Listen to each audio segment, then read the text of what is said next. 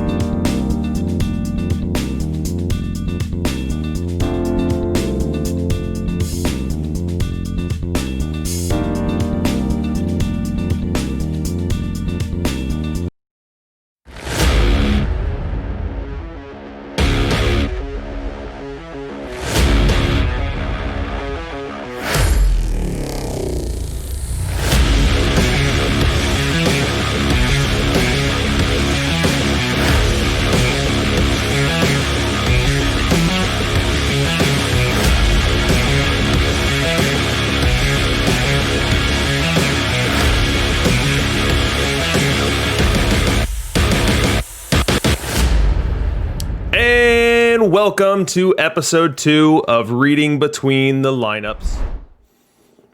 I'm your host, DRC. Let me get you some light so you can see me a little bit better. And this is the show that really gets to the person behind the Discord persona. The show that allows you to better know your fellow out-of-the-park baseball player.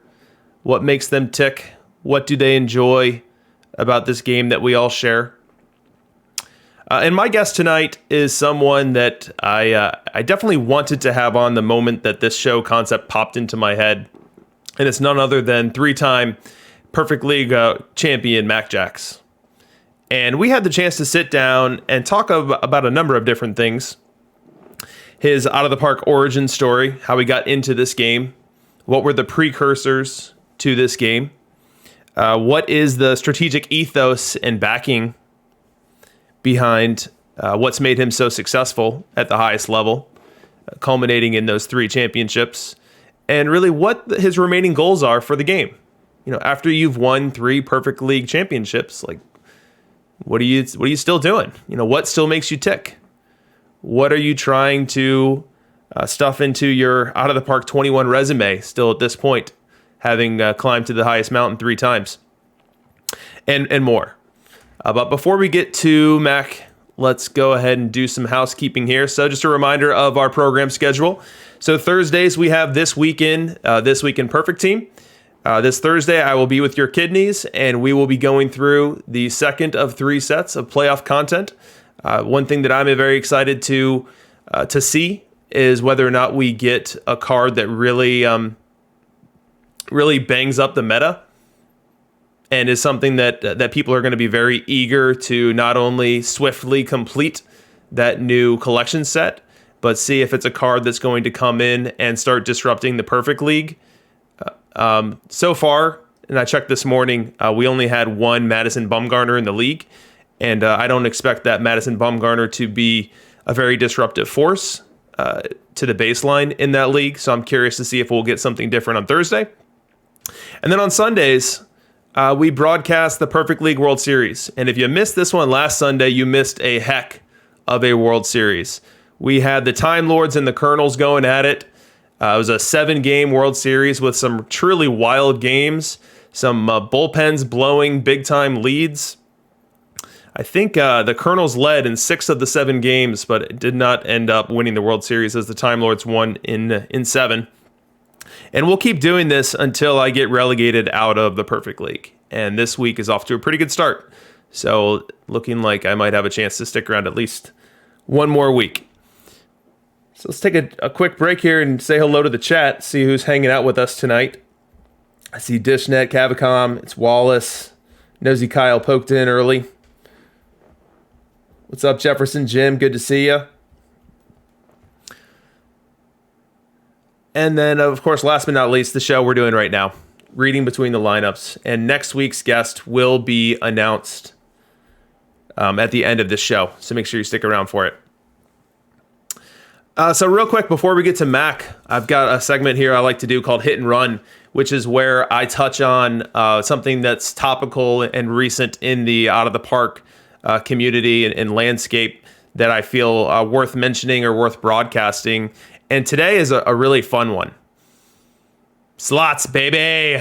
So what Slots Baby is it's a new league variant that a couple of 5 well-known Discorders have basically birthed and created. And this week is the first week of Slots. And so let's talk quickly about how it works and really what is it. So it's a league concept, and we're not talking about a tournament here. We're not talking about the main game. We are talking about your perfect team main league.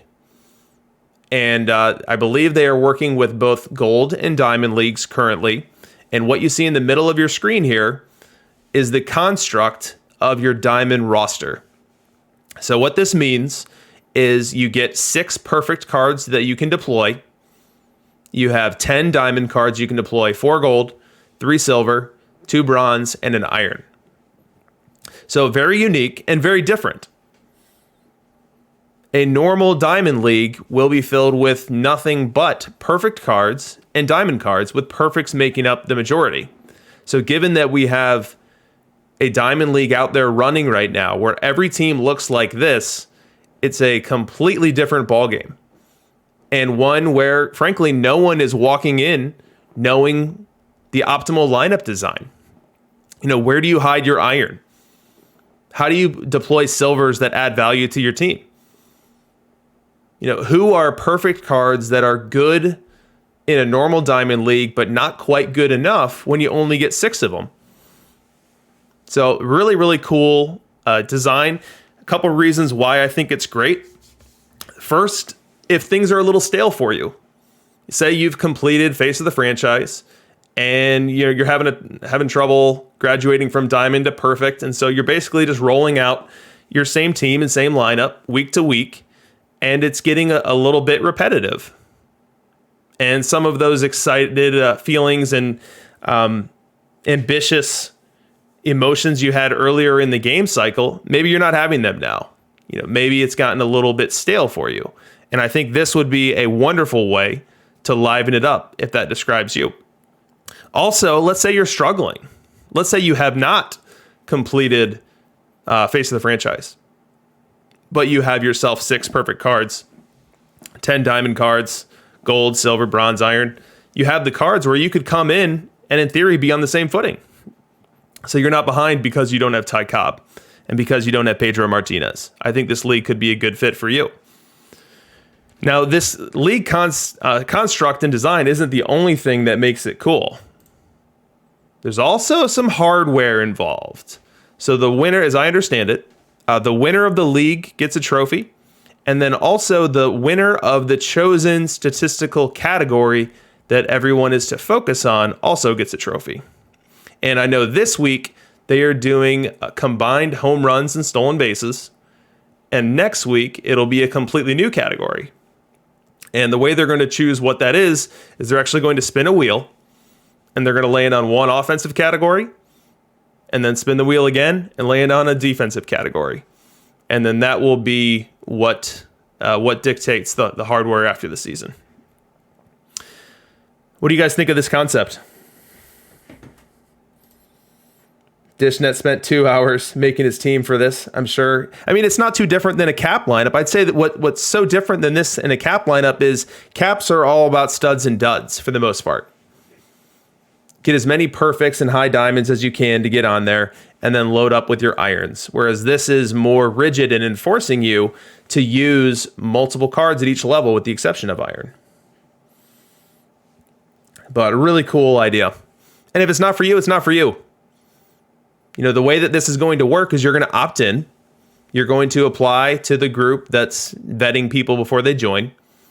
And you're going to use the friends list feature to align yourself into a league of 29 other teams to play this format. And if you have no interest in it, no harm, no foul. Don't worry about it. If this does sound interesting to you, though, here's how you can get involved. DM one of these guys. Zeus the Assassin, Bert, Sparrow, Fabtron, West. They are filling not only Diamond Leagues, but Gold Leagues for next week. So it all depends on numbers, and you need very even numbers because you can't have a league that has 20 teams doing this and 10 teams not. So, it's somewhat difficult. I applaud their efforts to pull this off because you really have to have full leagues and really deftly manage the friends list. But super interesting.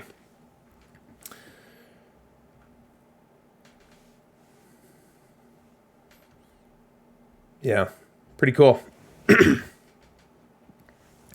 All right, let's move on. Let's get Mac in here. So let me load up that video. I'm going to pull a disappearing trick for you guys.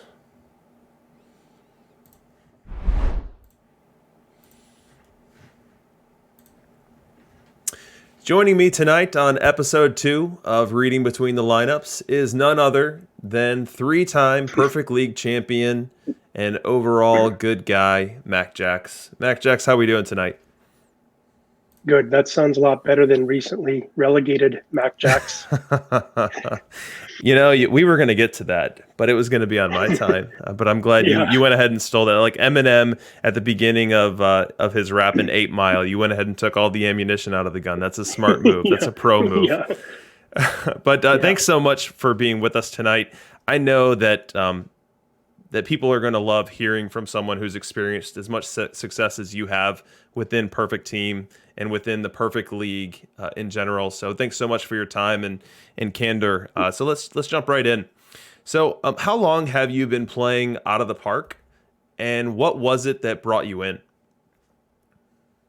Yeah. I think I've been playing out of the park since the first one. I don't even know if it was called out of the park then. Excuse me. But I've been playing these type of games forever. I remember as a young guy making my own dice game. And I'd play with all the neighborhood kids. And it got pretty advanced to where, each player had their own card versus right versus left. Um, and so I've kind of like, and then I moved into Stratomatic baseball. I'm old enough that I played that as well, I guess. And so I kind of always have played these dice games. And then I played Earl Weaver baseball, made my own leagues, and then went to Stratomatic. I think they brought a CPU game out too. So yeah, I've been playing these a lot for a long time, and I love OTP. I never played PT Perfect Team the first year it came out. Um, really just wasn't into playing the online thing against strangers or whatever. The second year, I got in a little bit late and went through the learning curve that we see everybody go through here. With that my wonderful live team that I couldn't figure out why they weren't winning. I had all the hundreds.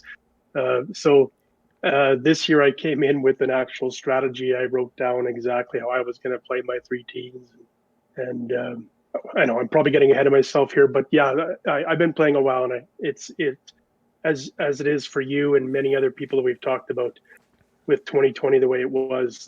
What a savor of sanity it has been for me.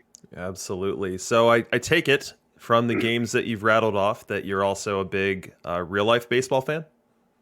Yeah, for sure. Yeah, I'm from Canada, so hockey's my sport for sure. Played a lot of hockey, and I love NFL football. Playoffs and PL make it hard on Sundays for me, but baseball feeds the analytical side of my mind.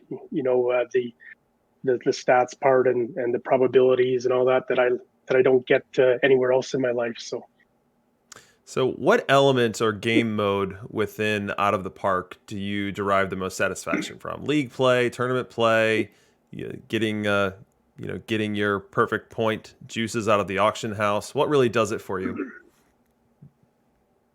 well, I mean it's crazy that I used to play just hours and hours of the regular offline game, and I haven't even looked at it in this year uh, at all. So I mean, it is the gameplay for sure. Everything else is a strategy to try to win, right? So I'm not uh, I'm not a savant. I'm not a tournament savant, but I've used those tools to build my team for sure. And we've talked about this before. My goal is to kind of be good at everything, but not great at anything. And it's worked out. But I think I've used all those things to my advantage a little bit. But it's definitely perfect team. The league play is my jam for sure. Yeah, and your track record suggests that that focus has paid off to this point. So, why don't we jump a bit into how you do what you do? You're the three-time champion, perfect league champion. Your alt account is more competitive than it should be in Diamond. I recall when they first made it into the DLL, I looked at the roster and I was like, "How is this team over 500? Like, what is going Yeah. on?" So, share with us what you can about how you do what you do, and maybe that harkens back to some of that strategy that you referenced, writing down before the game even came out. But just bring us into the world of macjacks. Yeah, I mean, so as you know, me and wait till next year bug each other about skill and RNG, and First and foremost, I do believe RNG and luck have a lot to do with it. So I'm not going to say it doesn't. I probably pray to, a little less powerful RNGs than everybody else, I guess. And I do like that everybody else prays to RNGs because makes my job a little easier to do this. But I don't do anything really special. I pull a lot of data, and me and you talk about this quite a bit about observed stats.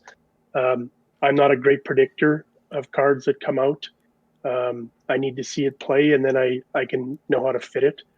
But I'm just doing the stuff that's available in the game. I'm pulling stats, I'm organizing it, and letting it tell me what it needs to tell me. I know probably people are looking for a little more of a silver bullet there, but there's a lot in the data. So I have every year but year one of PL stats, and so I've been able to look at those. I've been able to see what trends are happening before they happen a lot of times. I developed that expected war formula that helped me kind of understand where my team was. I should have did that this year, and I would have seen what was going on a little sooner probably. Um, but yeah, I really am just pulling a lot of data and trying to organize it and just look for micro trends, macro trends that are happening and adjusting. And usually by the end of the year, I feel pretty good about the team. So you like to describe part of your strategy as working to get a favorable quote unquote dice roll or a weighted coin flip. Can you share with the audience what you mean when you say something like that? Yeah, and this isn't obviously my own theory. This is a lot of people's theory Right. here. But I always like to, if somebody wants to argue about RNG, I always like to start with, do you believe that a left-handed batter is better than a right-handed batter? Is there a better chance? If you do believe that, then how much further can we go on the favorable dice rolls? I think there's just tremendous amounts of opportunity to give a favorable position on a dice roll, and it kind of goes back to what I was saying about my dice games when I used to do that, and how I figured some of that stuff out. That hey, a 7 and 11 with two dice show up more often than a 1 and a 12. Everybody kind of knows that, right? And so 7 and 11 should probably be outs. But if he's a left-handed batter and a right-handed batter, maybe 11 becomes a hit. So I kind of think in that process about how do I put my team in the best position to get as many of those favorable rolls. So maybe it's 2, 12, 8, all of them. And there's a lot of ways to do that. So, for example, park factors, we talk about that a lot. Low BABIP hitters versus high BABIP pitchers, understanding that stuff. Men on base, batting order lineup. Again, pretty traditional things, but just I think acknowledging that you can make a difference by giving yourself a favorable dice roll will help you look and see those things. I find that really interesting. No, that is specific enough for you, but again, I'm not a scientist. I'm just kind of going, off the cuff here. So yeah, I find it so interesting that your experience in designing those dice roll games and understanding the probabilities, dice probabilities, and really relating that to how a card should be tailored, or giving yourself that 11 as a good outcome instead of the 12. That's really informed your understanding of this game and really setting up loaded dice rolls for you. I think it makes total sense, but hearing you explain it like that is really interesting. Now, another thing that you do in the game is you subscribe to like a war maximization strategy. Now, what can you tell us about how that works and how leveraging your data you inform your decisions to follow that path? yeah, so I think you see in your streams all the time or on Discord people asking about what strategies are people using. Lefty cheese and pseudo and righty cheese and nerf come up a lot. And Warmax doesn't come up a lot, I find. And Warmax basically is me putting on the highest potential of War 600 that I can on the field. Um, Taking emotion out of it and taking out, that I need to have a defensive guy here and an offensive guy here, just really taking the highest available war for that position. And I think why that works is that it minimizes, the high and low ranges that your guys get. It gives you a little more margin of error. Um, Obviously, war wins, so more war is better generally. Um, but to do that, like I said, I've got every season of PL behind me to help me do that. And again, that's available to anybody to pull data and do that. I guess PL isn't available to everybody, but that's kind of how we do it. So I normalize the war and then just basically pick a team from there. Um, and I think the thing about war maps though is that does change. Like when we saw those big uh, face of the franchise launches on Thursdays, it throws it into chaos, right? Where Tony Gwynn all of a sudden is a 4.0 War 600 guy. Where's that coming from?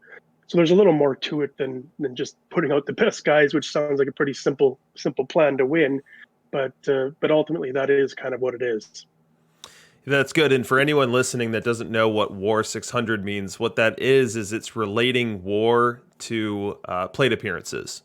So if you pulled and extracted data from out of the park and you just looked at a summed war column, you wouldn't really be able to get any insight from it because you need to turn it into a rate stat so that everyone's on even footing. Because as you extract that, the player that has the most plate appearances more often than not will be towards the top of the war leaderboard, whereas they may or may not belong there. So that's definitely a good rule of thumb there that makes sure you're using war as a rate stat and not just summing it with the data extracts. Yeah, and I think we saw, when I was running expected war. So expected war was basically taking a time period of war, and it depended on how much the meta had changed. So, generally 3 years, sometimes it was 2 years, and comparing your team to how it was performing versus expectations. Um, Expected war. I was pretty much able to predict all the playoff teams most years in PL, and I was able to see how my team was going to normalize or not, or other teams were going to normalize or not. So it's a pretty powerful stat. Of course, there's low ranges and high ranges, but it guided me a lot. And so once you pick a stat like War 600 and use it as a constant, you can start measuring your success and seeing how you are to your expectation as well. Now, was this the first strategy that you employed in this game cycle?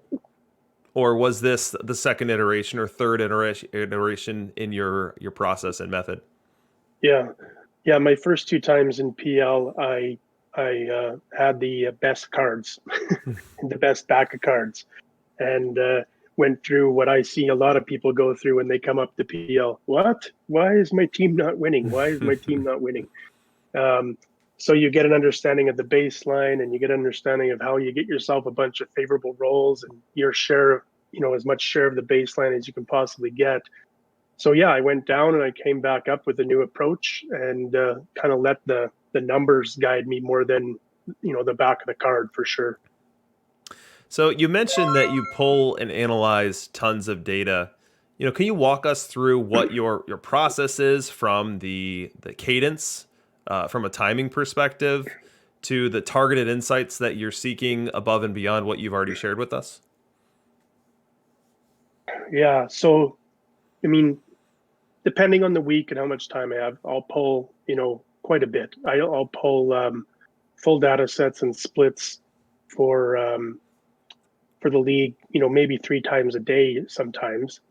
And again, it's just looking for trends. Um, a lot harder to see in season, obviously, but if you happen to see that Tris Speaker, for example, we've noticed has begun to climb a little bit in War 600 or stabilize a lot more than other guys, and so that just it's worth looking at.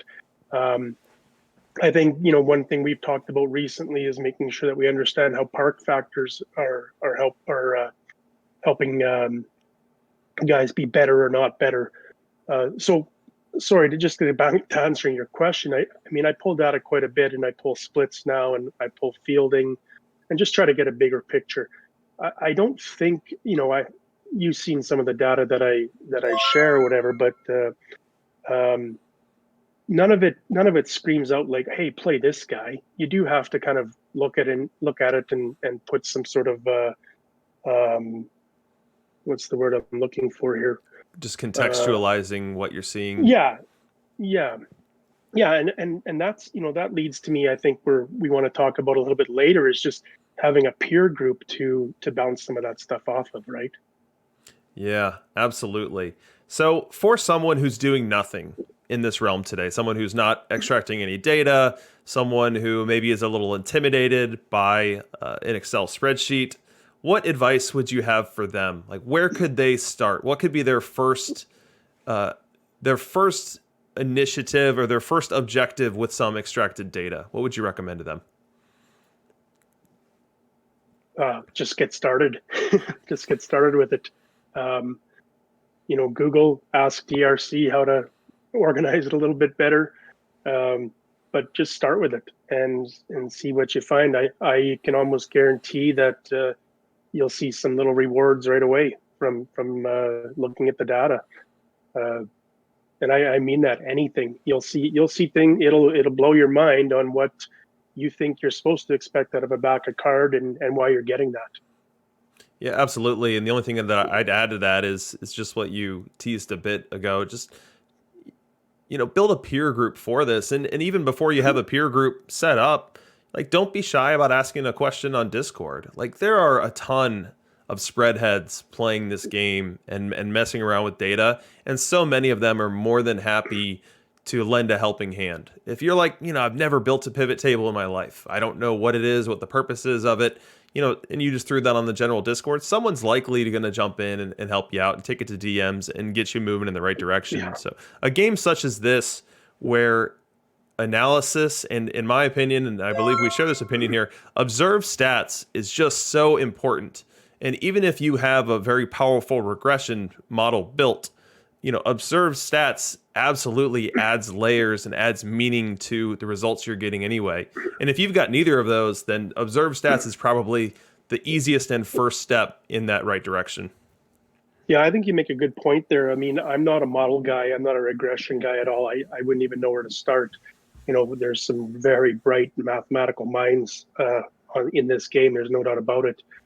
Um, and so I think, any man can do this, right? Anybody can do this. It's not even my day job to look at spreadsheets.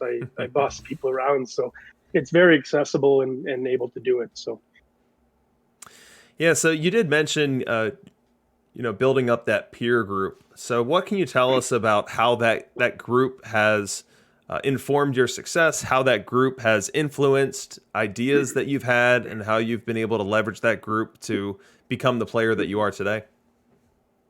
yeah, when I was telling you about writing my strategy down, what I wanted to do with my three teams, one of them was definitely, or there was nowhere in that strategy to form a peer group and get smarter by the collective.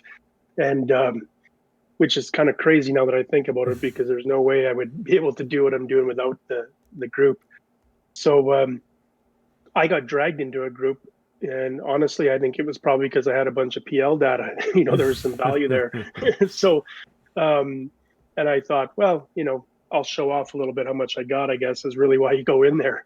And then you start, sharing ideas, and I just was fascinated by that. I loved it and felt my brain getting bigger as it is. And we've got a pretty cool group in our little data group that probably not too many people know about, that has some really bright people and some good math guys and game engine guys. And so that collective makes us pretty smart at this game and very effective at this game. And not to spread who's in that group, but a lot of them are in PL a lot of times. So it's definitely working.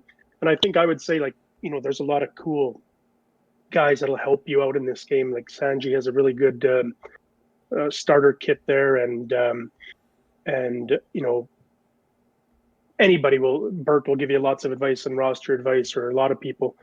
Doc and API will do it as well. But getting a group of people together is something that should be on everyone's list, even if you don't really have an idea what you're going to help or share. The collective is much better than yourself. I can guarantee that.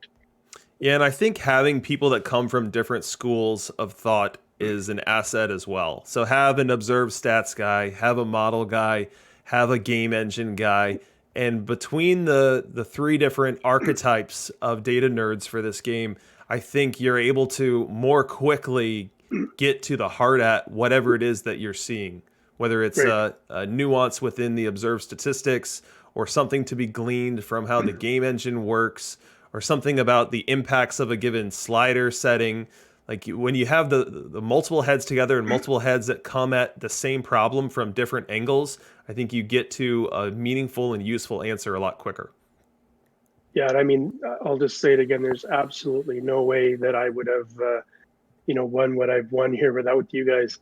I can also see probably a lot of people on this stream going, "Oh, that sounds like a lot of fun what you guys are doing," and maybe it doesn't sound fun because I just want to play the game, but winning is fun, and it is, do what you find fun. Maybe it's the auction house or whatever, but yeah, finding a group of guys, and like you said, the stats guy, the auction house guy, the slider guy.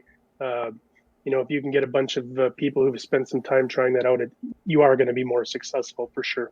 Yeah, and this is our second week in a row on this show where we've had someone really espouse the benefits of having a sub community together. And so the interview last week with Walnut was more about the community aspect of having Yeah. people to enjoy the game with, which I think is absolutely important as well. But I really think the people that will have the most enjoyment and derive the most satisfaction from this game are those that are doing it with a group of other people. And the main community Discord can absolutely be that for you. I think it might go to an additional level once you get your own group together as well. Yeah, I agree. So Mac, you've won 2 titles in the pre-face of the franchise world in Perfect League, and now you've won one in the post-face of the franchise world. How has the competition shifted on each side of that collection series? Yeah.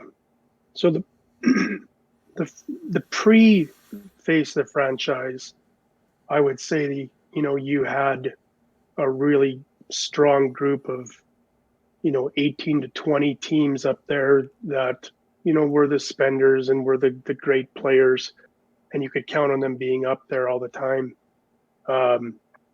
And I guess I'd take a lot of pride in beating those guys. Then face the franchise, leveled the playing field. I'm not saying that's bad or not. And we're seeing a lot of different teams come up now, and a lot of teams being successful. And I think PT is OOTP is probably very happy with that. But it's different, and so as we've talked a lot, and on your streams you've talked a lot, it's had to bring out some new creativity around pseudoing and complete game forcing and force benching and whatever other things guys are doing, and it's also creating a lot of heat, I guess, on the Discord too. But when most of the teams look the same, and I hate saying that, I hate saying that most teams are the same because I think they aren't. There's so much ways to differentiate, but yeah, what I think it's made it so that there's a lot more people, a lot more competitive, and so you need to really step up your in-game, in-season management, I think. So the second time I did that a lot, or the third time, I guess, post face of the franchise, I did do that a lot. And this week, as you could tell, I mean, my expected WAR was 48% and 19% on hitters, which for as long as I've been tracking that is a record low. So there wasn't much I can do, but I also, didn't micro as much this week because I was busy and just felt like I was slipping away from it. So I don't know if that's what people want to hear. Nobody wants to spend more time on this game probably and take the stress, but I think that's what you're going to need to win for sure. Is being around and being present with it. Yeah, I think so. And you're right that there is nuance to team building. So no two teams are actually identical. It's just the cores of many of the teams are similar. Most have Maze in center, most have Gwyn in a corner. Most have 3/5 of the rotation at least similar. So the the team only or the team based differential is much less than it was back when you won your first two titles, and therefore, time is a new currency, needed to be able to compete at the highest level, and you definitely successfully did that in your recent title. Even though this week you didn't have the ability to micro as much, and then ended up on the outside of the league. Yeah, no, no, well put. Time is the new currency for sure. That makes a lot of sense. Do you think that we'll see a return to something resembling that pre-face of the franchise dynamic as we get further and further from the face of the franchise series, and we're having new, hard to find pack only cards like Maddox face of the franchise, the Glavin card that came out, whatever is the culmination of this playoff series that we're going for. So as we move away from teams being as homogenized as they are, back into a meta that probably more closely resembles um, your Perfect League championships, year 1 and 2. Yeah, I mean, if you recall, when we were doing Expected War back, many seasons ago here now, it kind of hit us that, boy, we better be looking at it every 2 or 3 years. And when face of the franchise was launched, we started looking at it at 1+ years because the meta was changing so rapidly. So the last 3 years now, that meta hasn't changed really. The guys who are good are the guys who are good, and it's pretty predictable now. Um, and so for that to change, what are we going to need to see, DRC? I mean, are we going to see three new cards per week that are going to be top end cards? Will that change it, or will it need to be six like the face of the franchise? I don't know. I don't believe we're going to see those game changing cards in Mm-hmm. in great amounts, and so I don't think it is going to change a whole lot. At the same time, that reminds me of PT 21, I guess, or 20, what last year's, where you started buying towards the end of the thing. People started buying $1 million cards just for you know point 0.5 of a war difference. So, Sure. but I don't think I see it changing drastically right now. But I mean, who knows with the content how it's going to be released going on? I mean, it could, but that's what it'll take. It'll take 3 or 4 minimum new cards that can play in PL per week, right? Mm-hmm. And I think as we look at the rare cards right now, none of them really stand out as a drastic improvement over a widely available card. Like there's not like the Cy Young PTCS is a great card, but it's not standing out as a half a war better than every other pitcher. Right. Noodles Han is more or less fitting into the meta as another debatable choice for rotation. But I think that if we get, say, a pack only card that stands out as the best pitcher you can have, or like the clear answer in center field with a center fielder that can hit against both sides, like that card is going to, as you said, be worth well over $1 million. And then that Yeah. card is going to start creating that differentiation at the top level.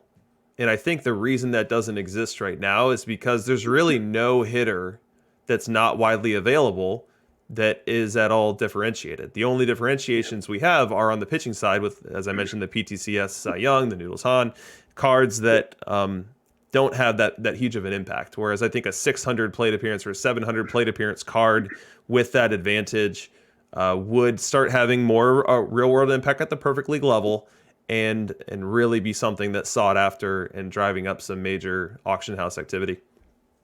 Yeah. Can you imagine a left-handed hitting a 600 plate appearance middle infielder right now that only a few guys could get? I mean, that'd be pretty crazy, right? So I think if I was Chris that's what I'd be throwing out there to get the PP moving. Yep. So I've got a question for you. Which of your 3 championships is your favorite and why? I don't know. My first one, I guess, probably. They all, I don't want to make it too big of a deal of it. It's a little plastic trophy in a fake game, but you know, but no, the first one's good because you want to get in that fraternity of that. That's why you go in it, right? So winning back to back was a little surprising and fun. And then the third one again, like you said, after the face the franchise and is something new again. So I mean, they're all kind of good, I guess. But I think my next one will be my favorite because I don't expect to win one. So, well, maybe next week you'll earn your chance back into the perfect league. So, where do you keep your trophies? And do you have one that you can reach right now and flash for the camera? Well, this is kind of I don't know if Rich wants me to put this secret out there, but you win 3, you still get 1 trophy. So yeah, I only got 1. I happened to win them back to back, so they did put on there that the first 2-time winner, and that was just because I happened to be back to back. They could change it, but yeah, no way. You only get 1. So if your goal is to actually collect the trophies, don't worry about it. You're not going to change your goal. That's great. So for someone out there listening right now who's trying to get more competitive in their gold or higher league, aside from game economy feedback or theory there, like how would you advise them to focus the build of their team? Offense, pitching, defense, more nuanced than that? How would you advise that person who says, macjacks, help me out? I'm in gold and I just can't get over the hump. Yeah, I mean, I'm sure Nosy Kyle's probably writing in the chat right now about just get your credit card out like macjacks. But I mean, I think that's probably an obvious one. But I don't know. Like I said, I'm not. That's not really where my strength is that kind of stuff. I mean, I would say kind of back from where we started is observe, right? Observe the stats, observe what other people are doing to be successful, get a peer group. I mean, do all that stuff we said, because that will be successful in rookie all the way up. So I'll just harken back to that. I think there's no real, again, there's lots of good guides about how to max your PP. When you're in the lower levels with offensive strategies and stuff, lots of that stuff. I don't pay much attention to that, but yeah, I would go back to what I said. Get a good peer group, pull some data, just have a look at it, observe. Yeah, your Rockport Rumblefish, which is your alt team that I referenced earlier today, really stands out to me as a team that was hanging in the DLL with a team value from like an L7 perspective of probably a half or maybe even less than that of the other teams in the league. Can you walk through a little bit of how you built that team and how that team's constructed and really how that team tries to win games? Yeah, sure. So I love that team. Part of when I said I had a plan to start the year, that team was going to be my gold tourney team, and that's how I was going to build it through being a gold wrecking ball early. So I just pulled until I got I just sold everything, even if it was a good diamond or a good a perfect card or anything. I would sell it and get as many of the good golds as I possibly could. And then I ran in gold tournaments, and I think that team was leading the tournament bracket there for quite a while. Like the first week or 2 weeks, they were number 1 in tournament wins, I think. And so that built a lot of PP and a lot of packs, and that's how it started. So I have very little into that. And then I just picked a theme, and it's a theme that I always usually like to pick that I like is a defense first. So I just tried to stay with that. And what happened later on in that team was starting to get stale, and I couldn't really get it to do anything in diamond and or gold even. And being a gold heavy team, I entered the 1750 PCTS tournament with it. And they were lucky enough to, well, not win a Lefty Grove, but you know what I mean, get a Lefty Grove. I was able to sell that for 1 million PP and really take my defense first team building to the max. And I was the beneficiary of the face of the franchise sell off for a lot of people, and picked up some of those guys, started training, and so that team. And I don't know if anybody's run into it anywhere, but that team just romped through gold again. To go to DLL and probably get relegated now, but it has a lot of cast off players on it.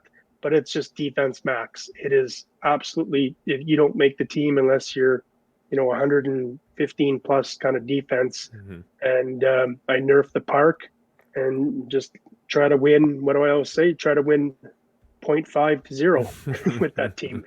And it works.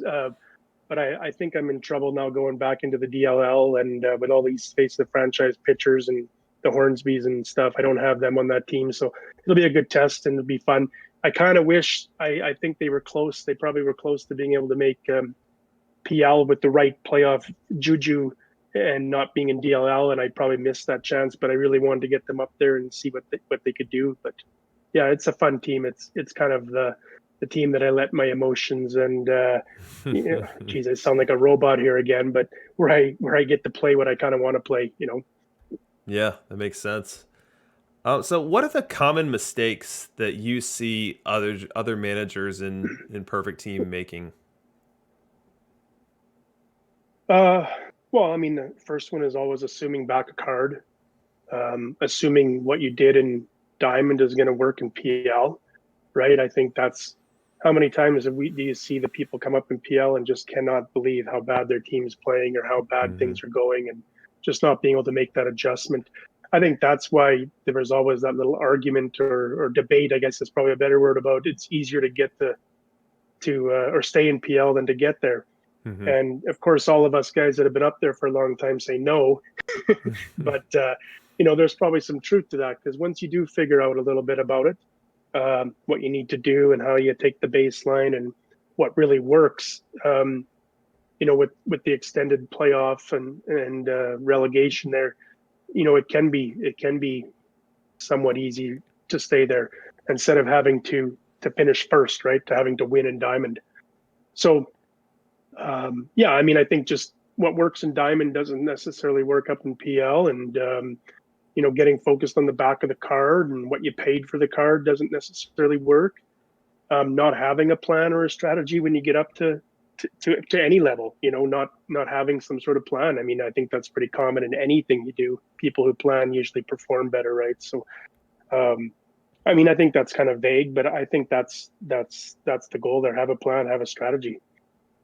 Yeah, and I think the mistake that some people might make is again, you pointed this out earlier, but just relying on, it's all RNG. Yeah, good point. Yeah. I just set my lineup and whatever's going to happen is what's going to happen. And from a micro analysis perspective, if you're just looking at a single 3-game series or a single playoff series, you could probably say that person is right. But when you look at the thousands, millions of dice rolls that happen in a given season, if you are actively loading those dice rolls to your favor, over time and with enough volume, you will be enriched because of it. And I think that is part of why you're a 3-time champion, even though there are seasons where you should have won, maybe you didn't, and maybe seasons that you should have lost, and maybe maybe you won. But over time, it's all a long run game, and with sample size and with putting yourself in the right spot, you give yourself the best chance.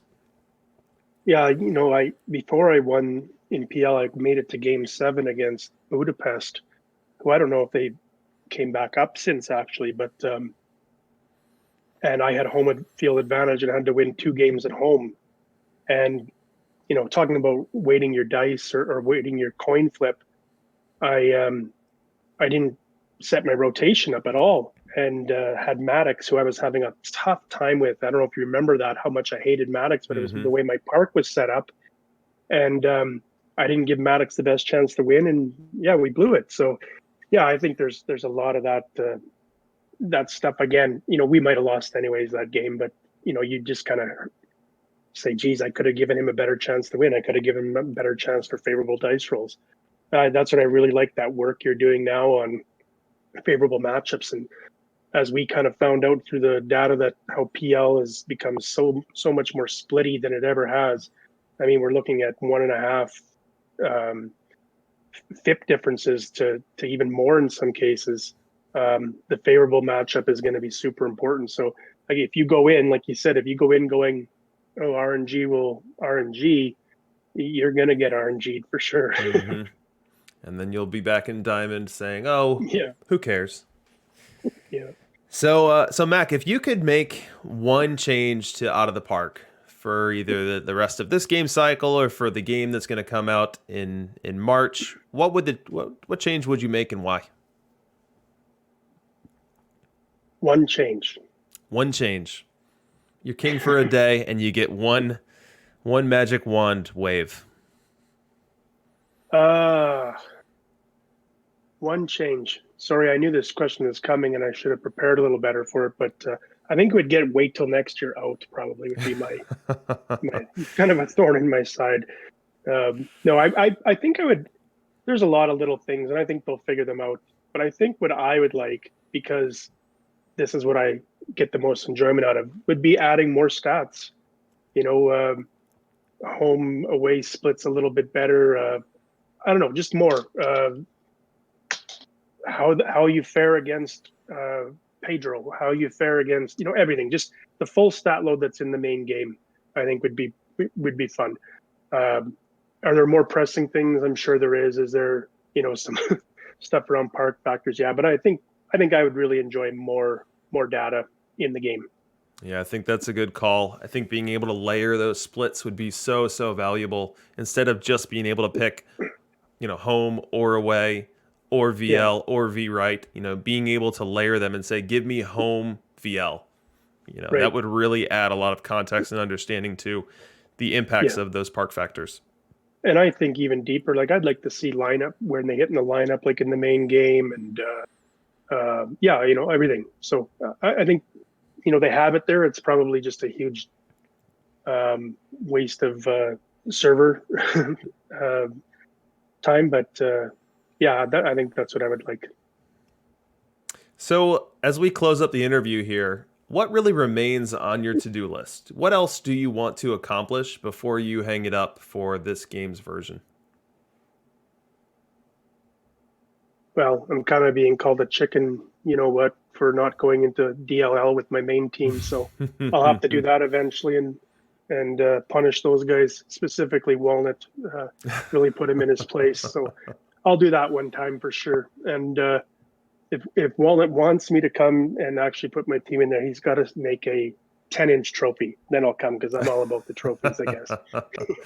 The creation of a DLL trophy is not the worst idea that we've heard today. Yeah. So, yeah. No, I think I will do that for sure. That's something I want to do. I got to win a humble bragging here now, but I got to win one of the big tourneys. I won the Dream Bracket one. But winning those big tourneys is pretty cool too, especially the way they're streaming them now, esporting them or whatever they're called. Mm-hmm. But no, it's definitely, I'm going to have to go into DLL one day and spank those guys for sure. So that's the end of my prepared questions, but I do have one bonus question for you. Do you remember which player? So I DM'd you months ago, early on in the game cycle. I didn't know you from Adam. You didn't know me. And I DM'd you to buy one of your players. Which player was it?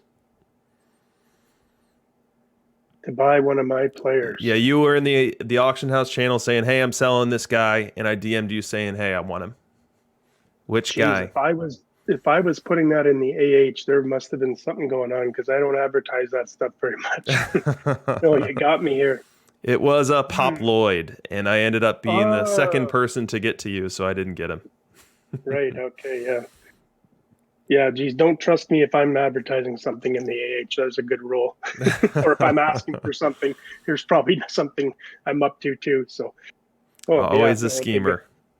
Pop Lloyd's been good to me. I think I've sold him 3 times. I've done well with him. I got the first one sold, and that goes. If you really want to talk about luck and how you win with luck, it's pack ripping, there's where luck plays their part for sure.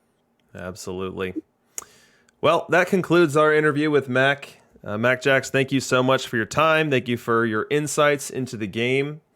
And again, we'll have to do this again real soon. Yeah, thanks, buddy. Sorry if that was a little nerdy and boring for everybody, but I'm actually a pretty fun guy, so I wish I could have walled it up a little bit here. But no, it was fun. I really enjoy these streams. I said this to you before privately, but you really, really are good at this, and I really enjoy it. When you can take some time away from HBO for me and football, that's pretty impressive. So thanks. Well, thank you for the kind wishes, and we'll wrap it right there.